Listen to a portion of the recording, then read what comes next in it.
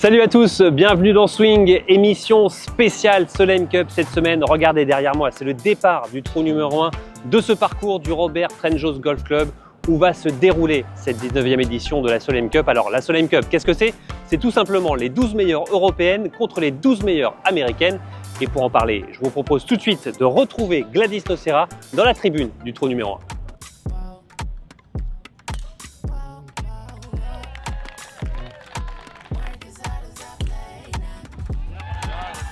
Avec Gladys forcément, revenir sur un départ de trou numéro 1, sur une Solheim Cup, il doit y avoir des souvenirs qui reviennent, non? Ouais, il y en a plein, surtout aux États-Unis.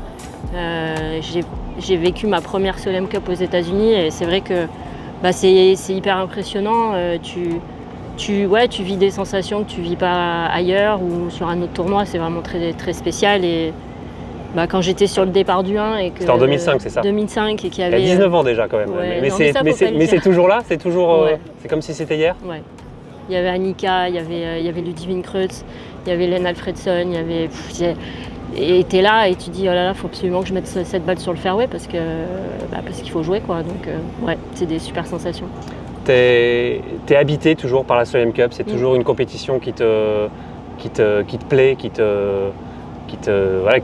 t'anime, quoi. Disons que sur ce tournoi, encore une fois, tu vis des choses extraordinaires, tu joues en équipe, c'est du match-play, donc je savais qu'en match-play, je pouvais battre toutes les meilleures mondiales, donc j'ai jamais eu peur en match-play de jouer contre des filles fortes. Et la sensation aussi que tu as de faire quelque chose de spécial, c'est un tournoi hors norme, c'est un tournoi qui se définit pas, enfin c'est différent de tout ce qu'on vit le reste de l'année, donc forcément tu vis des choses différentes aussi. Et pour moi c'est le plus beau tournoi que j'ai joué de ma carrière. Il y a vraiment cette sensation de jouer pour beaucoup de joueurs et de joueuses, pour quelque chose qui est plus grand que soi. C'est ça, c'est cette sensation-là? Oui, parce que encore une fois, tu as une équipe, tu as 11 filles qui sont avec toi, tu as tous les capitaines, les cadets, c'est comme une grosse famille. Et même si ça se joue que tous les 2 ans, quand tu reviens, tu retrouves ta famille. Et c'est la famille Solheim. Alors il y a la famille des Olympiens, il y a la famille des vainqueurs de majeurs, il y a plein de familles. Mais c'est vrai que la famille de la Solheim, c'est assez spécial. Jouer aux États-Unis, forcément, c'est différent que de jouer sur... il y a une certaine hostilité, on en a parlé un peu plus tôt. C'est ça, ça reste quand même assez sain, mais il y a un petit truc, quoi. Ouais, c'est hyper sain. Le public américain, c'est un public d'enfants, de grands enfants. Et en fait, ils jouent, ils s'amusent de tout. Et là, je pense que tu l'as vu déjà, tout le monde est habillé en rouge. On voit que du rouge partout, donc ils sont à fond, il y a des drapeaux partout. Donc quand tu arrives ici, tu te sens tout petit en fait. Et tu te dis que pour exister, il faut vraiment que tu joues bien au golf. Il y a eu cette petite polémique aussi début de semaine avec cette maison de l'équipe européenne. Est-ce que tu peux nous en parler un petit peu plus? C'était quoi exactement? Apparemment, d'après ce que j'ai compris, donc il y a 2 maisons qui sont au practice. Et l'équipe américaine a choisi en premier quelle maison elle voulait avoir. Donc Stacy Lewis a choisi la maison qui est plus éloignée du practice. Donc l'équipe européenne a pris l'autre, sauf que l'autre elle est vraiment collée au practice. Et Suzanne a mis des tables, des chaises, la musique à fond. Il y a un vélo d'appartement, il y a un tapis de course, il y a une petite salle de sport. Et en fait, il se trouve que la maison elle est beaucoup mieux que celle des US. Donc voilà. Donc ça commence aussi un petit peu comme ça, il y a des petites jalousies, des petites piques qui sont lancées, toute l'avant-compétition, c'est un peu ça? Oui, c'est tout le temps comme ça, mais c'est de bonne guerre et c'est bon enfant. Et voilà, on sait très bien que c'est sur le parcours que ça se passe et c'est le plus important. Alors ce parcours, Robert Trent Jones Golf Club, parcours à l'américaine, totalement, c'est un parcours on a l'impression quand même avec tous ces obstacles d'eau que c'est taillé pour le match-play. Oui, c'est taillé pour le match-play et puis c'est taillé pour les américaines. C'est vraiment, comme tu dis, un parcours typique américain. Là, j'ai juste marché 3-4 trous, c'est quand même assez long, je trouve. Les greens sont à 12 apparemment, donc ça roule énormément. Et j'ai l'impression que le rough n'est pas trop épais. J'ai marché un petit peu à côté, mais c'est difficile de dire quand on est de l'autre côté des cordes. Mais je pense que ça va être un beau spectacle. Apparemment, ils attendent beaucoup de birdies, donc voilà, à voir. On a vu Alban Valenzuela, qui est rookie cette année. Quand on est rookie, une première Solheim, on a les chocottes, on est excité, comment on le vit? Bah, t'as peur, t'as vraiment très peur, et puis tu veux pas décevoir, surtout quand t'es pick, tu fais vraiment tout ce que tu peux pour répondre à la demande de ta capitaine, c'est-à-dire gagner un point. Donc je pense qu'elle va être super stressée au départ du 1, mais elle va adorer, ça va être super.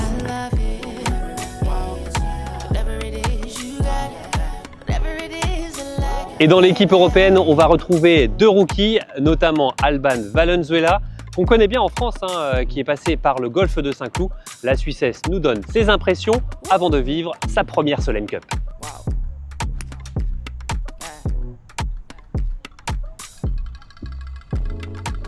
Bon Alban, je suppose qu'être ici, c'est un rêve qui devient réalité, jouer une Solheim Cup quand on est joueuse Complètement, européenne. enfin, c'est vraiment un rêve d'enfant et c'est juste incroyable d'être là. J'avais joué la Pink Junior Solheim Cup, donc c'était pas du tout la même chose, mais je pense que ça m'a déjà donné un aperçu un petit peu de ce à quoi pouvait ressembler une Solheim Cup, et maintenant d'en faire partie, c'est juste un rêve, oui. T'avais quoi justement comme souvenir en tant que spectatrice, en tant que... Juste une ambiance absolument folle, enfin vraiment plein de public, des cris dans tous les sens. Et voilà, enfin, sentir qu'on joue pour quelque chose de bien plus grand que soi-même, on joue pour l'Europe, et j'ai toujours adoré regarder les Ryder Cup, les Solheim Cup, et donc maintenant d'être inside the rope, c'est assez spécial. Raconte-nous un peu quand t'es arrivé dans ta chambre, on a tous vu cette vidéo, voir les sacs tout aux couleurs de la Solheim, ça a dû te faire un petit quelque chose dans le ventre? Ah oui, c'est incroyable, enfin, je veux dire, je vois le sac avec Europe, tous les vêtements, les casquettes, et je me dis, bah voilà, j'en fais partie, c'est pas juste un rêve, ça y est, j'en fais vraiment partie de cette équipe, c'est un moment assez irréel. Et le fait d'aller sur ce départ du trou numéro 1 qui est derrière nous, même dans les parties de reconnaissance, on prend conscience de l'ampleur de l'événement? Je pense que j'en prendrai vraiment conscience une fois qu'il y aura, je crois qu'ils s'attendent à 50 000 personnes, je crois que le public va être absolument dingue. Et là, ça va être un petit peu différent, mais il y avait déjà pas mal de fans qui sont venus. Et bah ouais, on regarde le premier tee et c'est pas n'importe quoi. On a hâte d'y être à ce départ du tee numéro 1 le vendredi, où quand on va jouer, on a hâte de poser son tee et de voir comment on va se comporter. Ah, je pense que c'est vraiment un rêve d'enfant. Je veux dire, ces images de Ryder Cup, des joueurs qui vont sur le premier tee, ça fait juste rêver. Et donc, me dire que j'aurai cette opportunité-là, c'est vraiment incroyable. Enfin, j'en perds les mots à chaque fois, et à chaque fois on me demande ce que je ressens et je dis bah j'arrive pas à enlever mon sourire, mon excitation, et ça va être très très fort en émotion, mais je me réjouis. Justement, jouer aux États-Unis, on sait que le public va être très chaud. C'est un avantage, un inconvénient,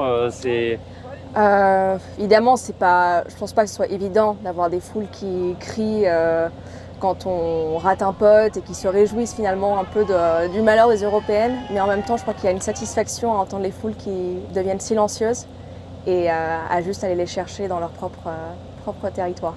Ce parcours, comment tu peux nous le décrire? C'est un parcours qui est comment? C'est un parcours très classique américain. Je pense qu'en fait, la plus grande surprise, c'est que le rough n'ait pas été plus épais. Donc en fait, ça permet d'être quand même assez agressif. Les greens sont assez rapides et il est juste mais en parfait état. Donc ça va être un très bon test, et je pense que ça va permettre de faire quand même pas mal de birdies et d'être assez agressif. Les trous, on va dire, clés sur le parcours selon toi ici? Je pense que c'est vraiment le turn en fait. À partir du 9, 10, 11, 12, voire même jusqu'au 13, je pense qu'il peut y avoir pas mal de rebondissements. C'est trop un petit peu plus compliqué, un peu plus technique, où il peut y avoir différentes stratégies. Mais aussi, bon, en match play, on sait très bien que le début est aussi important, donc à voir comment ça se déroule. Le trou qui t'a vraiment plu visuellement, stratégiquement pour l'instant? Je pense que le 10 c'est assez amusant. C'est un trou, en fait, s'ils avancent le départ, on pourra l'attaquer en 1. Mais après, s'il le recule, il peut y avoir des wedges un petit peu plus délicats. Donc c'est assez sympa en fait finalement quand on peut s'imaginer différents scénarios. Quand on est rookie, on prend tout ce qu'il y a à prendre, on écoute tout dans les team rooms et tout. Comment ça se passe? Comment tu le vis? J'emmagasine tout ce qui se passe. Et pour moi, c'est tout frais, c'est tout nouveau. Mais après, je sens que je connais quand même bien les filles dans l'équipe. Je veux dire, ça fait 5 ans maintenant que je suis sur LPGA, donc c'est pas non plus un territoire si nouveau, parce que j'ai pas l'impression d'être une rookie sur le tour. Mais c'est sûr que je parle énormément avec mes coéquipières, notamment Carlota Ciganda, Anna Norquist, qui ont énormément d'expérience en Solheim Cup, et c'est vrai que s'appuyer sur elles, c'est hyper important. Tu l'as dit dans la conférence de presse, il va falloir jouer sans peur. C'est ça un peu le maître mot cette semaine? Je pense que match play, et surtout quand on joue pour une équipe, il faut vraiment tout donner et vraiment jouer sans crainte et aller très agressif. Je pense que ça c'est vraiment ce qu'on va essayer de faire, en tout cas les Européennes, c'est de tout donner, c'est match play et ça passe, ça passe.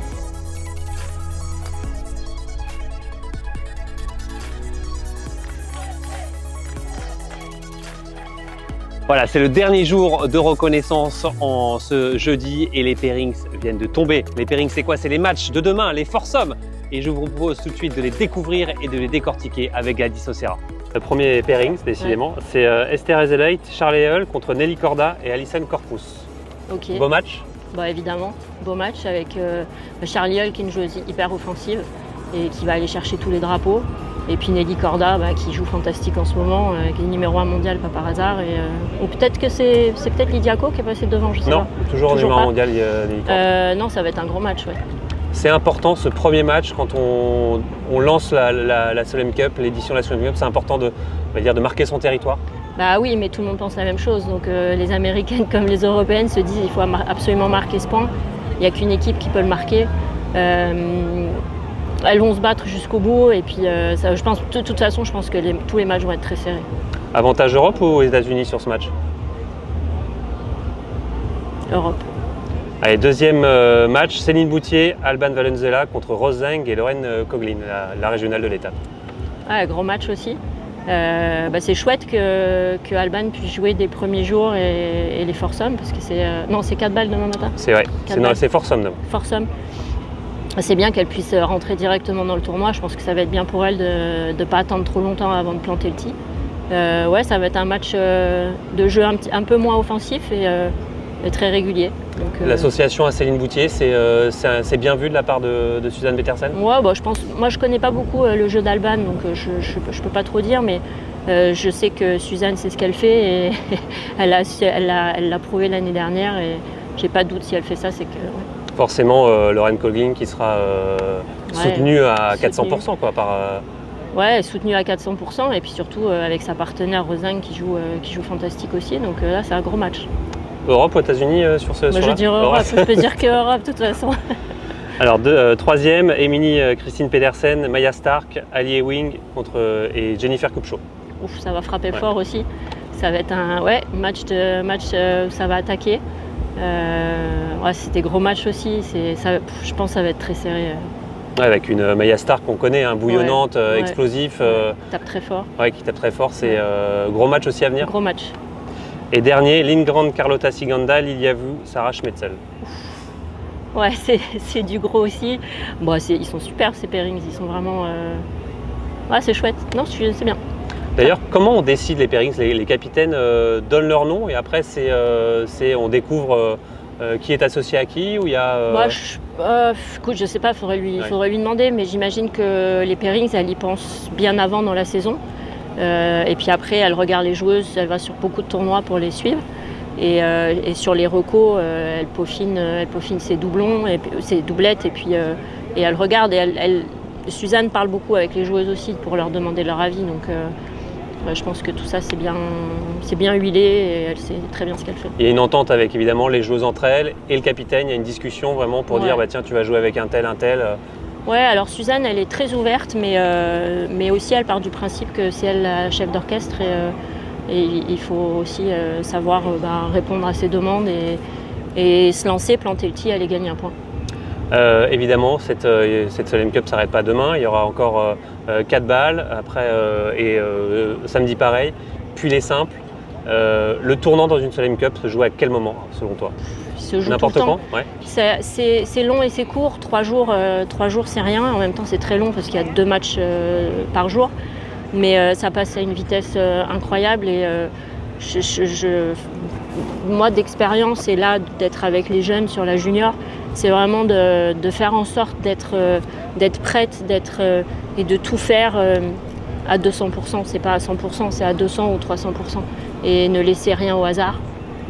Et voilà, je pense qu'il n'y a que comme ça qu'on peut gagner un événement pareil. Alors surtout pour les Européennes, l'objectif c'est de faire une 4e victoire de suite, enfin une 4e, retenir la coupe une 4e fois, ça serait un exploit énorme. Mais de l'autre côté, on voit ces Américaines avec notamment des joueuses comme Lexi Thompson, donc ça va être sa dernière Solheim Cup, Ouais. Nelly Corda numéro mondial. Je crois que j'ai regardé, il y a 4 joueuses du top 15 mondial, ça va être, le défi est immense pour les Européens. C'est un gros défi, je pense que les Américaines, elles ont les dents qui rayent le parquet. Comme l'a très bien dit Beth Daniel à la cérémonie de clôture de la junior, elles sont dans la capitale des États-Unis avec tout ce que ça englobe et tout leur patriotisme qui ressort à 200%. Donc je pense que le public va être très bruyant, va être nombreux. Jouer le 13e homme, comme on dit en Ouais, je pense que il va y avoir beaucoup de bruit. Et oui, je pense que les Américaines sont vraiment hyper motivées. Donc ça va être un gros challenge. Parce qu'une défaite américaine serait pas mal vue, mais ça ferait un peu tâche, perdre ici, pour notre plus grand bonheur d'ailleurs, mais bon. Ça c'est leur problème, c'est le sport. Oui, effectivement, peut-être pour la pérennité de la Solheim Cup, effectivement, certains disent qu'il faudrait que les US gagnent, mais l'Europe ne va pas donner le match juste pour être sûr que le tournoi continue. Donc c'est un tournoi qui fonctionne très bien, qui est de plus en plus gros chaque année, chaque édition. Si les Américaines veulent gagner, il faut qu'elles aillent le chercher.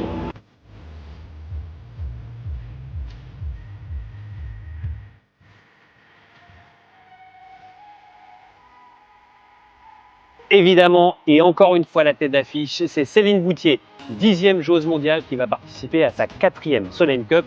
On a réussi à recueillir ses premières impressions avant le début de la compétition.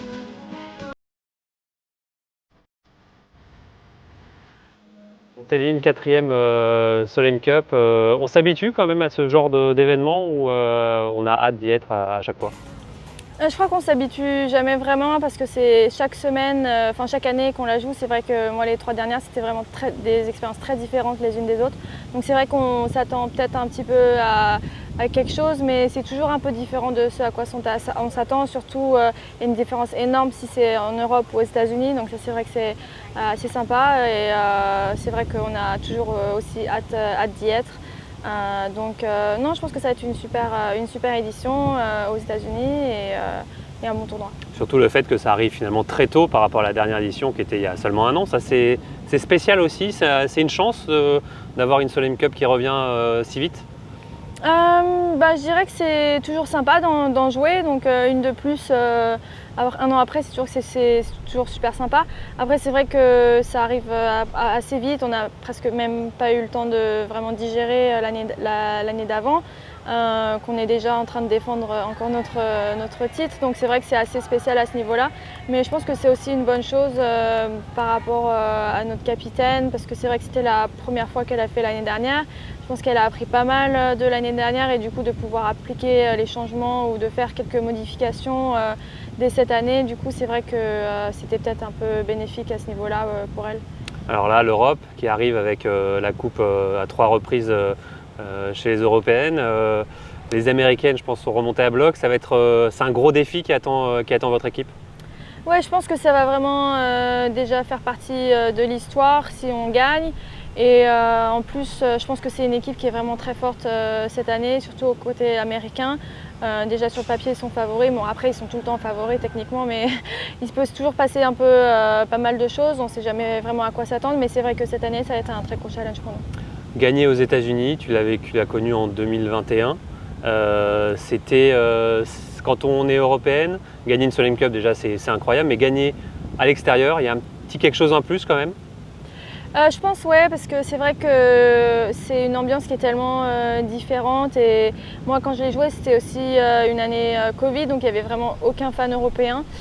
Mais du coup ça nous rapproche un peu plus les unes des autres et on est peut-être un peu plus unis sur ce niveau-là, juste parce que c'est vraiment nous contre tout le reste du monde.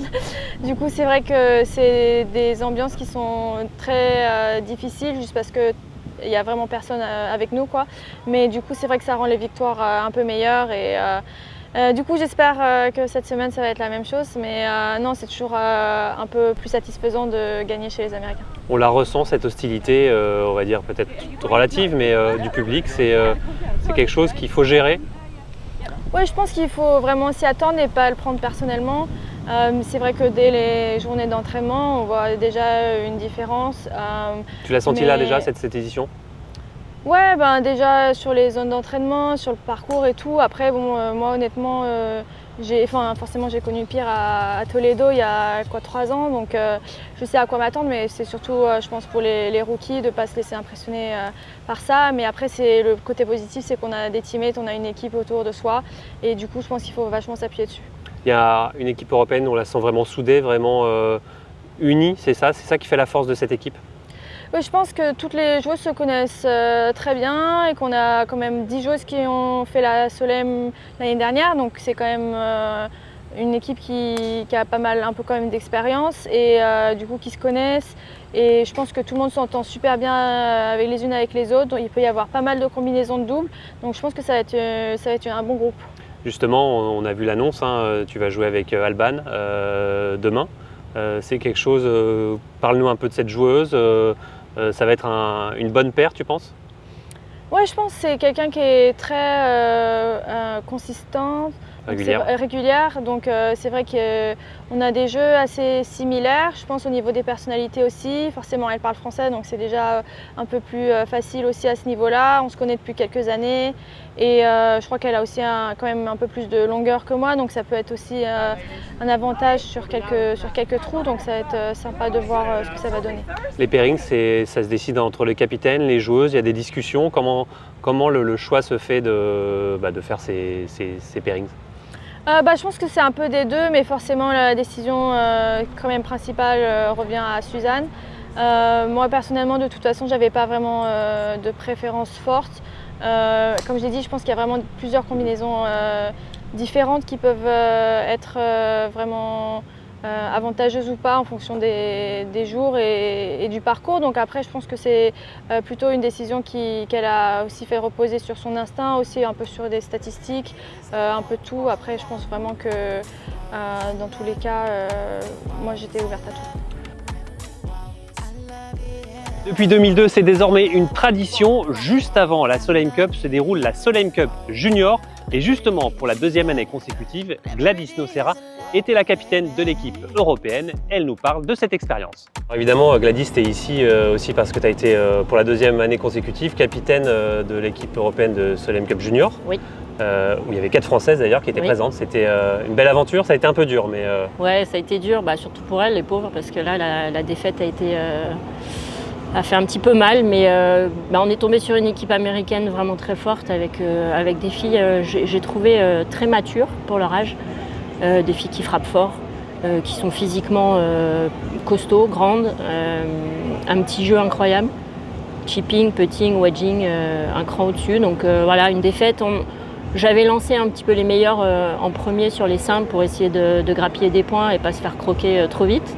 Et puis les premiers matchs ne se sont pas goupillés comme on le souhaitait, donc on a très vite perdu. Mais c'est une super expérience pour les filles. Il y avait effectivement 4 Françaises et ça je pense que c'est la première fois qu'on a 4 Françaises en équipe de Ping Junior Solheim Cup. Donc, il y avait Sarah Bencheref, ouais. Alice Kong. Qui était la plus jeune, qui a 14 ans et demi. Louise Landgraf et Lily Reiter. Donc voilà, c'était génial d'avoir 4 Françaises aussi.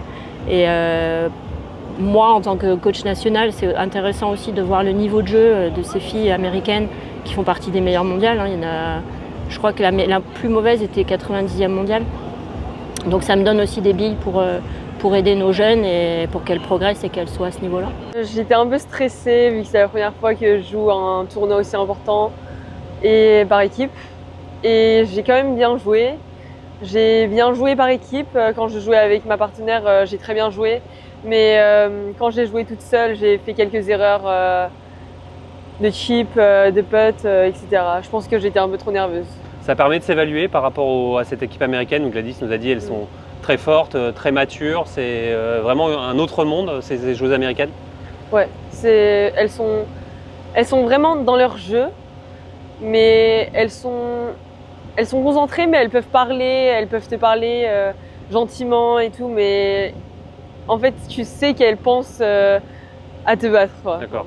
Est-ce que ça aide à grandir, quand on vit des expériences comme ça, est-ce qu'on grandit un peu plus vite? Oui, forcément, parce que je pense que là, je trouve des axes de jeu à progresser. Et voilà, je vais rentrer, je vais m'entraîner sur ça pour revenir plus forte dans 2 ans. Parle-nous justement maintenant le fait d'être ici sur la Grande Solheim. Qu'est-ce que tu vois? C'est quoi l'expérience qu'on retire quand on est ici? C'est l'étape d'après, c'est le rêve quand on voit tout ça, ces choses-là? Oui, vraiment, parce que là tu les vois, elles sont juste devant toi, tu peux leur parler, tu peux les voir jouer, tu peux les voir frapper des balles, peter de très très proche. Et j'ai jamais vu ça, j'ai jamais vu ça, c'est la première fois. Ça donne des idées pour la suite forcément? Oui, enfin, c'est des inspirations. Raconte-nous un peu cet épisode avec Suzanne Petersen qui est venue tout vous encourager juste avant la compétition. Ça devait être une belle surprise. Ouais, ouais, on était dans la chambre pour faire un point et à un moment on entend quelqu'un toquer à la porte et après elle rentre et c'est la capitaine de la vraie Solheim Cup. Là, c'est waouh, ouais, c'était choquant, c'était incroyable. En fait, c'est vraiment le projet et l'idée première de John Solheim et de la famille Solheim et de Ping, c'est de promouvoir le golf junior féminin et d'incorporer l'expérience ici sur la Grande Solheim pour ces jeunes et leur montrer ce que c'est et leur dire bah voilà, si vous continuez à bien bosser, à bien vous entraîner, à performer, un jour vous ferez ça. Et c'est aussi leur donner des étoiles dans les yeux pour les motiver. Donc c'est vrai que c'est une semaine hyper chargée, hyper dense où elles voient des trucs incroyables. Elles ont croisé Céline tout à l'heure, elles ont croisé Lexi Thompson et les Américaines et les Européennes très sympas sont venues leur dire bonjour. Ça fait grandir ce genre d'expérience pour elles, golfiquement, ouais. J'imagine, j'ose espérer parce que vraiment là tout est réuni pour qu'elles en prennent plein les yeux. Alors toi, ton rôle ne s'arrête pas là, dans quelques instants, ça va se passer du côté de la cérémonie, tu as un rôle important. Ouais, j'ai un rôle, je ne m'y attendais pas du tout, je ne savais pas du tout et en fait je vais lever le drapeau européen, donc je suis hyper fière. Il ne faudra pas se tromper dans le... Non, dans le sens. Donc Bess Daniel, la capitaine de l'équipe américaine de la Ping Junior, va lever le drapeau américain et moi l'européen, donc je suis hyper fière. Bah super, merci beaucoup Gladys. Merci. Et puis bonne Solheim. Bah oui, bonne Solheim. Et allez l'Europe.